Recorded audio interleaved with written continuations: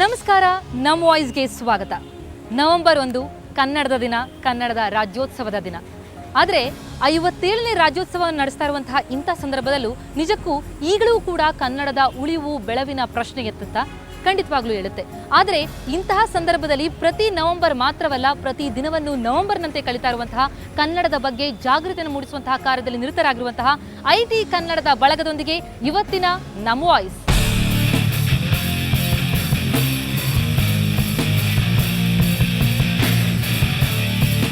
IT ಬಳಗ ನಮ್ಮೊಂದಿಗೆ ಇವತ್ತಿದ್ದಾರೆ. ಬನ್ನಿ ಅವರೊಂದಿಗೆ ಈಗ ಆರಂಭಿಸೋಣ. ಆಡು ಮಾತಾಡು. ಸ್ಟಾಪ್. ಕನ್ನಡ ಅಂದಾಕ್ಷಣ ನಿಮ್ಗೆ ಏನನ್ಸುತ್ತೆ? ಕನ್ನಡ ಅಂದ ತಕ್ಷಣ ನನಗೆ ಬರೋದು ಮಾತೃಭಾಷೆ ನಮ್ಮದು. ನಾನು ಕನ್ನಡ ಬರುತ್ತೆ ಅಂತ ಒಂದು ಟೀಮಿಂದ ಬಂದಿದ್ದೀನಿ. ಕನ್ನಡ ಬರುತ್ತೆ ಅಂತ ಹೇಳೋರೆ ಕಡಿಮೆ ಆಗ್ತಿದೆ ಅಂತ ಅನ್ಸುತ್ತಾ ನಿಮಗೆ? ಹೌದು. ಯಾರಿಗೆ ಮೊದಲನೇದಾಗಿ ಮಾತಾಡೋದಾದ್ರೂ ಎಲ್ಲಾದರೂ ಹೊರಗೆ ಹೋದ್ರೂ ನಾವು ಕನ್ನಡದಲ್ಲೇ ಮಾತಾಡೋಕ್ಕೆ ನಾನಂತೂ ಮೊದಲನೇದಾಗಿ ನಾನೇನೇ ಶುರು ಮಾಡ್ತೀನಿ. ಕನ್ನಡದಲ್ಲಿ ಬರೋ ಉತ್ತರ ತುಂಬಾ ಕಮ್ಮಿ.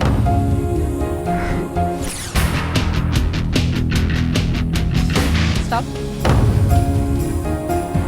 ಕನ್ನಡ ಅಂತ ಅಂದಾಕ್ಷಣ ಸಾಕಷ್ಟು ಜನ ಕನ್ನಡ ಬರುತ್ತೆ ಬರಲ್ಲ ಅಂತ ಅನ್ನುವಂತಹ ಪ್ರಶ್ನೆಗಳಂದ್ರೆ ಇರಿದ್ರೆ, ಇನ್ನೊಂದು ಕಡೆ ಅದನ್ನ ಭಾಷೆಯಾಗಿ ನೋಡೋರೆ ಬಹಳ ಕಡಿಮೆ ಆಗಿದೆ ಅಂತ ಅನ್ಸುತ್ತಾ ತಮಗೆ? ಭಾಷೆಯಾಗಿ ನೋಡೋರು ಕಮ್ಮಿ ಆಗಿದ್ದಾರೆ ಅಂತ ಅನಿಸ್ತಾ ಇಲ್ಲ. ಇವತ್ತಿಗೂ ನಮ್ಮ ಏನು ಬೆಂಗಳೂರಲ್ಲಿ ಕನ್ನಡ ಬರೋರು ಕಮ್ಮಿ ಆಗಿದ್ದಾರೆ ಅಥವಾ ಬೇರೆ ಭಾಷಿಕರು ಜಾಸ್ತಿ ಆಗಿದ್ದಾರೆ ಅಂತ ಏನು ಹೇಳ್ತಾರೆ, ಅದು ತುಂಬ ಜನ ಹೇಳಿ ಜನ ನಂಬಿರೋಂಥ ಸತ್ಯ.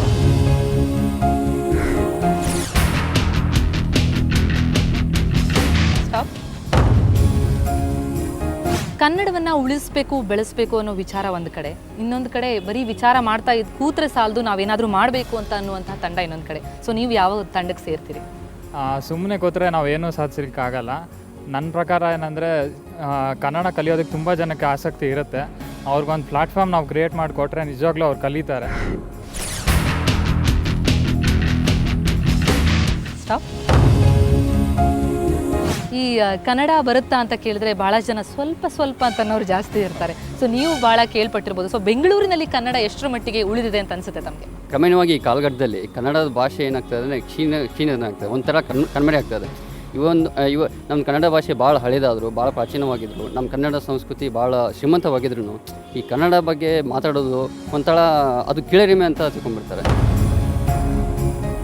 ಅವ್ರಿಗೆ ಗೊತ್ತಿಲ್ಲ, ಬಲ್ಲವನೇ ಬಲ್ಲ ಕನ್ನಡ ಬೆಲ್ಲದ ರುಚಿಯ ಅಂತ. ಆ್ಯಸ್ ಇಟ್ ಈಸ್ ಅಂತ ಒಂದು ಸಂಸ್ಥೆಯನ್ನು ಸ್ಟಾರ್ಟ್ ಮಾಡಿದ್ದೀವಿ.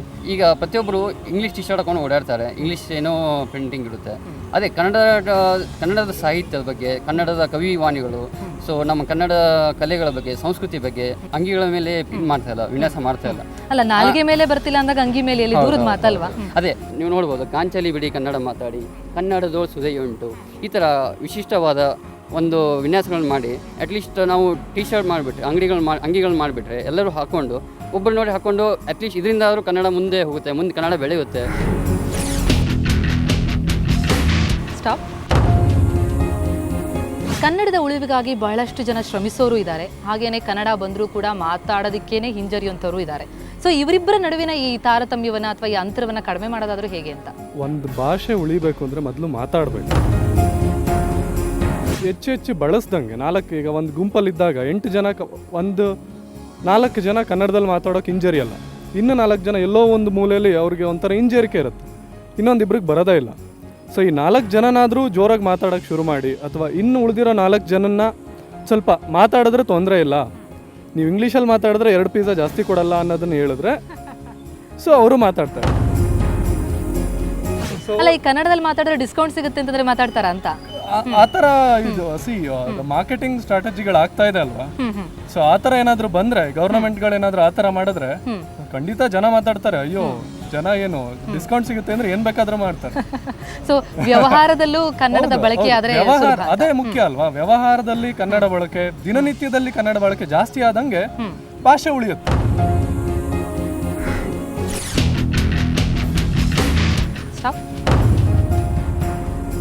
ಈ ಐಟಿ ಬಳಗದಲ್ಲಿ ಈ ಕನ್ನಡದ ಬಳಕೆಯ ಬಗ್ಗೆ ಮೋಹ ಅಥವಾ ಆ ಒಂದು ಆಶಯ ಹುಟ್ಟಿದ ಹೇಗೆ ಅಂತ ಅನ್ಸುತ್ತೆ ತಮಗೆ? ನಮ್ಮ ಊರುಗಳಲ್ಲಿ ಮಧ್ಯ ಕರ್ನಾಟಕದಲ್ಲಿರ್ಬೋದು, ಉತ್ತರ ಕರ್ನಾಟಕದಲ್ಲಿರ್ಬೋದು, ಕನ್ನಡ ಉಳಿಸಬೇಕು, ಕನ್ನಡ ಬಳಸಬೇಕು ಅನ್ನೋದ್ರ ಬಗ್ಗೆ ಯಾರು ಯೋಚನೆ ಮಾಡಲ್ಲ. ಯಾಕಂದರೆ ಎಲ್ಲರೂ ಬಳಸ್ತಾರೆ ಅಲ್ಲಿ, ಅದು ಒಂಥರ ಬದುಕಿನ ಭಾಗ ಅಲ್ಲಿ. ಇಲ್ಲಿ ಬಂದಾಗ ಅಂದ್ಕೊಂಡ್ವಿ ನೋಡಿ ಇಲ್ಲಿ ಯಾಕೆ ಅಂದರೆ ಪರಭಾಷೆ ಮಾತಾಡೋರು ಬಹಳಷ್ಟು ಜನ ಇದ್ದಾರೆ, ಜೊತೆಗೆ ನಮ್ಮ ಭಾಷೆನ ಯಾರು ಬಳಸ್ತಾ ಇಲ್ಲ. ಎಲ್ಲೋ ಒಂದು ಕಡೆ ಆ ಒಂದು ಪ್ರಜ್ಞೆ ಜಾಗೃತ ಆಯಿತು ಅಂತ ಅನಿಸುತ್ತೆ ನನಗೆ.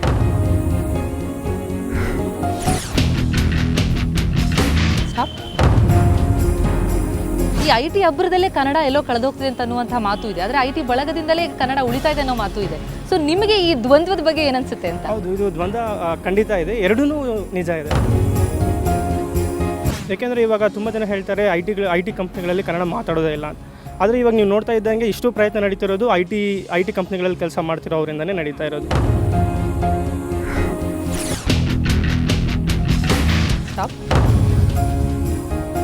ಈ ಕನ್ನಡದ ಉಳಿವಿಗಾಗಿ ಹೋರಾಟಗಳನ್ನು ಮಾಡೋರು ಬಹಳಷ್ಟು ಜನ ಇದ್ದಾರೆ. ಸೊ ಆ ಹೋರಾಟದ ಬಗ್ಗೆ ನಿಮಗೆ ಏನು ಅನ್ಸುತ್ತೆ? ಇಲ್ಲ, ಕನ್ನಡ ಉಳಿವಾಗಿ ನಾವು ಇಂದು ಹೋರಾಟ ಮಾಡುವಂಥ ಅವಶ್ಯಕತೆ ಇಲ್ಲ. ನಾವು ಯಾರೇ ಅನ್ಯ ಭಾಷಿಕರು ನಮ್ಮ ಕರ್ನಾಟಕಕ್ಕೆ ಬಂದರೆ ಅವರೊಟ್ಟಿಗೆ ನಾವು ಕನ್ನಡದಲ್ಲಿ ಮಾತನಾಡಿದರೆ ಅವರು ನಮಗೆ ಪಾಸಿಟಿವ್ ಆಗಿ ರೆಸ್ಪಾಂಡ್ ಮಾಡ್ತಾರೆ.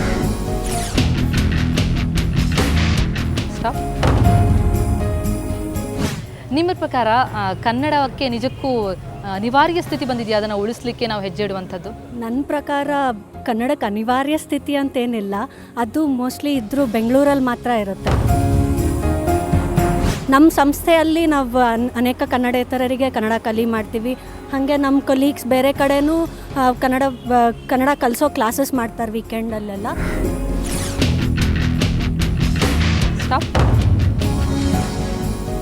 ಕನ್ನಡ ಮಾತಾಡೋಕ್ಕೆ ಬರೋಂಥವ್ರು ಮಾತಾಡಲ್ಲ, ಗಾಂಚಲಿ ಯಾಕೆ ಅಂತ ಅನ್ಸುತ್ತೆ ನಿಮಗೆ? ಏನು ಮುಖ್ಯ ಕಾರಣ ಏನಿರ್ಬೋದು? ನೀವೇನಾದರೂ ಅದ್ರ ಬಗ್ಗೆ ಸಂಶೋಧನೆ ಮಾಡಿದ್ದೀರಾ? ಸಂಶೋಧನೆ ಏನಿಲ್ಲ, ಒಂದು ಕನ್ನಡದಲ್ಲೇ ಮಾತಾಡಿದ್ರೆ ಅದು ಕೂಲ್ ಅಲ್ಲ ಅನ್ನೋ ಒಂದು ಅಭಿಮಾನ ಒಂದು ಅಭಿಪ್ರಾಯ ಇರ್ಬೋದು. ನಾನು ಕನ್ನಡದಲ್ಲಿ ಮಾತಾಡಿದ್ರೆ ನನ್ನ ಒಂದು ಇಮೇಜ್ ಕಡಿಮೆ ಆಗ್ತಾ ಇದೆಯೇನೋ ಅಂತ ಒಂದು ಅಭಿಪ್ರಾಯ ಇರ್ಬೋದು.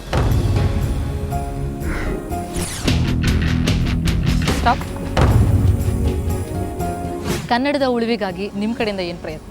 ಫಸ್ಟ್ ಆಫ್ ಆಲ್ ಕನ್ನಡದ ಉಳಿವು ಅನ್ನೋ ಪ್ರಶ್ನೆನ ನಾನು ಒಪ್ಪೋದಿಲ್ಲ. ಕನ್ನಡ ಉಳಿಸುವಂಥ ಪರಿಸ್ಥಿತಿ ಏನೂ ಬಂದಿಲ್ಲ.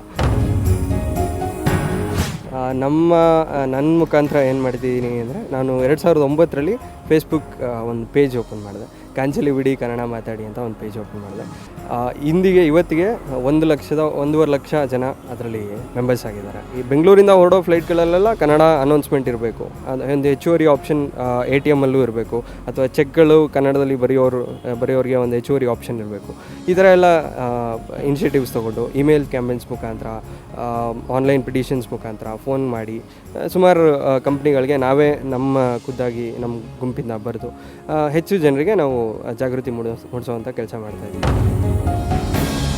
ಕನ್ನಡದ ಬೆಳವಣಿಗೆಗೆ ಏನೇನು ಮಾಡಬೇಕು, ಏನೇನು ಮಾಡ್ತಾ ಇದ್ದೀವಿ ಅನ್ನೋದನ್ನು ನಮ್ಮೊಂದಿಗೆ ಹಂಚ್ಕೊಳ್ತಾ ಇದ್ದಾರೆ. ಆದರೆ ಒಂದು ಮುಖ್ಯವಾದಂತಹ ಪ್ರಶ್ನೆ ಇಲ್ಲಿ ಎದ್ದೇಳುತ್ತೆ, ಕನ್ನಡಕ್ಕೆ ನಿಜಕ್ಕೂ ಉಳಿವಿಗೆ ಅಥವಾ ಬೆಳೆಯೋದಕ್ಕೆ ಒಂದು ಹೋರಾಟದ ಅವಶ್ಯಕತೆ ಇದೆಯಾ? ಈಗ ಸದ್ಯದ ಪರಿಸ್ಥಿತಿಯಲ್ಲಿ ನಮ್ಮ ಕಾನೂನು ಹೇಗಿದೆ ಅಂತಂತಂದರೆ, ನಾವು ಪ್ರತಿಯೊಂದು ವಿಷಯದಲ್ಲೂ ನಾವು ಹೋರಾಟ ಮಾಡಿ ನಮಗೆ ಬೇಕಾಗಿದ್ದಂಥ ದಕ್ಕಿಸ್ಕೊಳ್ಳೋ ವ್ಯವಸ್ಥೆ ಇದೆ.